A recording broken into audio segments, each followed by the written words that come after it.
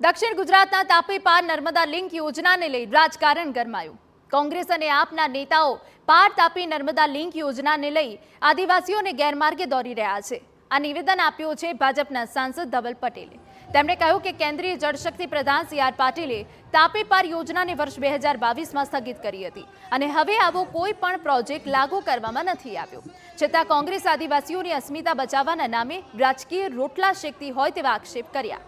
કોંગ્રેસ આદિવાસીઓનું નહીં પરંતુ પોતાનું અસ્તિત્વ બચાવવા માટે આદિવાસીઓનો ઉપયોગ કરતી હોવાના આક્ષેપ કર્યા।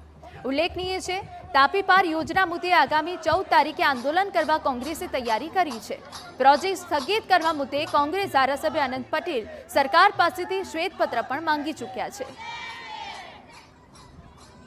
સાંસદ સી.આર. પાટીલે નિવેદન આપ્યું કે આવું કોઈ પણ ડીપીઆર રજૂ થયો નથી અથવા ડીપીઆર બન્યો નથી।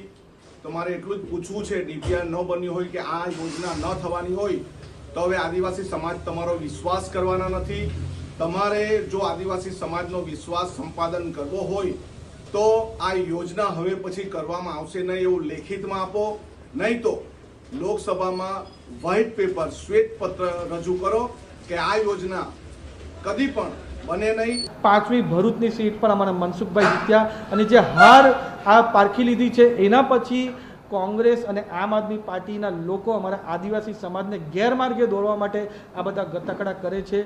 આવી કોઈ પણ જાતની યોજના અમારા આદિવાસી સમાજનું કંઈ અહિત થાય એવી અમારી સરકાર કોઈ પણ દિવસ કામ કરવાની નથી।